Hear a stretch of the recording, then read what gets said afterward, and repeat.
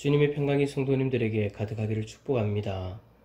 오늘 말씀의 제목은 교회를 위해 세우신 사람들입니다.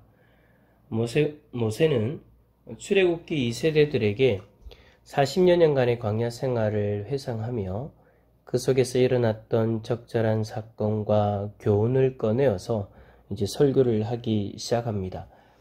이렇게 과거를 회상하는 이유는 이스라엘 백성들이 과거를 제대로 알고 과거를 통해 교훈을 받아야 약속의 땅 가나안에서 똑같은 실수를 범하지 않을 것이기 때문입니다.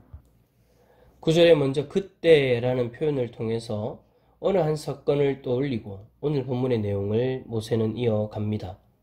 모세는 이때가 언제인지 직접적으로 언급을 하지는 않습니다. 하지만 본문의 내용을 보았을 때에 두 가지 사건으로 압축해서 생각해 볼 수 있습니다. 먼저 9절의 말씀을 읽어볼까요? 그때 내가 너희에게 말하여 이르기를 나는 홀로 너희의 짐을 질 수 없도다. 모세가 이전에 나는 홀로 너희의 짐을 질 수 없다 라고 그렇게 고백한 사건이나 이런 고백을 할 만한 것을 생각해 볼 때에 먼저 민수기 11장을 우리는 떠올릴 수 있습니다. 민수기 11장 14절에서 모세가 하나님께 책임이 심히 중하여 나 혼자는 이 모든 백성을 감당할 수 없나이다 라고 그렇게 고백을 했었죠. 모세가 이런 고백을 할 수 있었던 것은 백성들이 고기를 먹고 싶다라고 불평하였기 때문입니다. 근데 이 불평이 단순한 것이 아니라 민수기 11장 1절에 보면 악한 말로 원망하면서 애굽의 생활을 동경하는 말을 하였던 것이죠. 이 불평 때문에 결국 하나님이 진노하시기까지 합니다. 그때 모세가 책임이 심히 중하여 나 혼자는 이 모든 백성을 감당할 수 없나이다 라고 그렇게 고백하였던 거죠. 꼭 오늘 9절의 말씀과 같은 겁니다.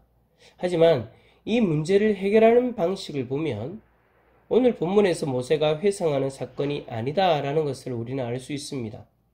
민수기 11장에서 모세가 하나님 앞에 하소연을 하자 하나님은 모세에게 이스라엘 노인들 중에 백성의 장로와 지도자가 될 만한 70명을 뽑아서 그들과 함께 백성의 짐을 지라 담당하라 라고 그렇게 하셨죠. 그러나 오늘 모세가 말하는 사건은 70명의 장로들을 세우는 것이 아니라 지파별로 사람들을 세워서 천부장과 백부장, 50부장과 10부장과 조장을 세우는 것이었습니다. 이렇게 모세가 사람들을 세웠던 것은 모세가 혼자 그 많은 백성들의 괴로운 일과 힘겨운 일, 그리고 다투는 일을 재판할 수 없어서 사람들을 세웠던 것입니다. 이렇게 해결한 사건은 바로 출애굽기 18장에 장인 이드로의 충고에 따라 재판장들을 세운 사건이죠. 모세는 백성들 사이에서 일어나는 여러 가지 일들을 혼자 재판하기에는 너무나 힘들다라는 것을 깨닫게 됩니다. 그래서 이드로가 출애굽기 18장 18절에서 이 일이 그대에게 너무 중함이라 그대가 혼자 할 수 없으리라 라고 그렇게 하면서 재판장들을 세워라고 권면했던 것이죠. 이 일 이후에 백성들의 괴로운 일과 힘겨운 일 그리고 다투는 일들은 지체 없이 잘 해결되기 시작합니다. 이것을 통해 오늘 우리가 교훈 삼을 수 있는 것은 건강한 공동체가 되기 위해서는 리더 한 사람이 모든 것을 담당하면 안 된다라는 것입니다. 교회도 마찬가지예요. 초대교회가 세워지던 때에도 이런 똑같은 일들이 있었다라는 것을 잘 알고 계시죠. 초대교회 초창기 때 폭발적인 성장을 경험하면서 리더였던 12제자들은 어려움을 경험하게 됩니다. 어떤 어려움이었습니까?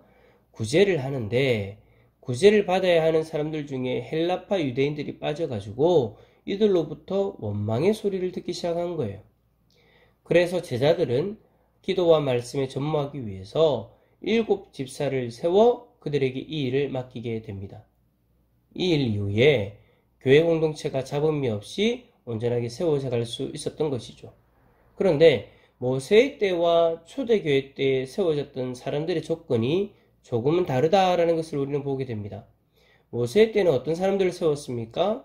13절 말씀해 보니까 너희의 각 지파에서 지혜와 지식이 있는 인정받는 자들을 택하라. 내가 그들을 세워 너희 수령을 삼으리라 한즉.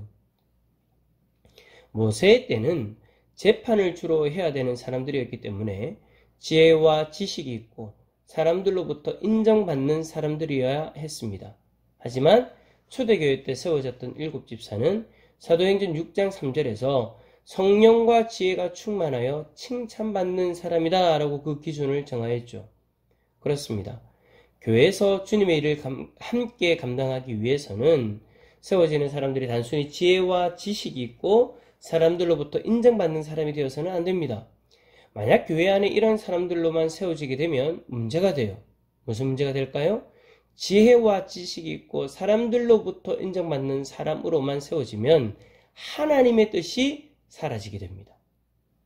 그래서 모세도 오늘 그것을 주의하기 위해서 17절에 재판은 하나님께 속한 것이다 라고 언급하면서 하나님 앞에서 재판해야 된다는 걸 강조하고 있는 것이죠. 그래서 교회 사역을 할 때에 함께 감당할 직분자들은 성령과 지혜가 충만하여 칭찬받는 사람이어야 됩니다.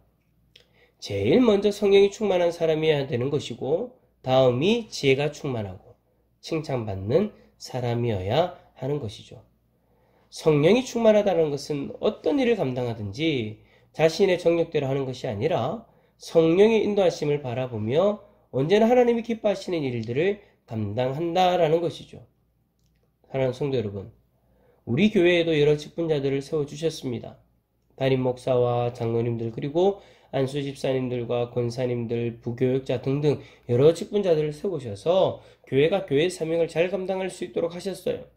그렇다면 우리는 날마다 성령 충만을 받기 위해 하나님 앞에 기도해야 됩니다. 그리고 하나님의 지혜로 직분을 감당하고 성도들로부터 칭찬받기 위해 우리의 인격을 날마다 점검해야 되는 것이죠. 오늘 새벽에 우리가 기도할 때에 우리가 받은 직분들을 생각하면서 이것을 놓고 기도할 수 있기를 바랍니다. 그래서 나중에 우리에게 맡겨주신 직분 잘 감당하였다라고 주님 앞에서 잘했다 칭찬받는 우리 성도님들 다 될 수 있기를 예수 그리스도 이름으로 축원합니다.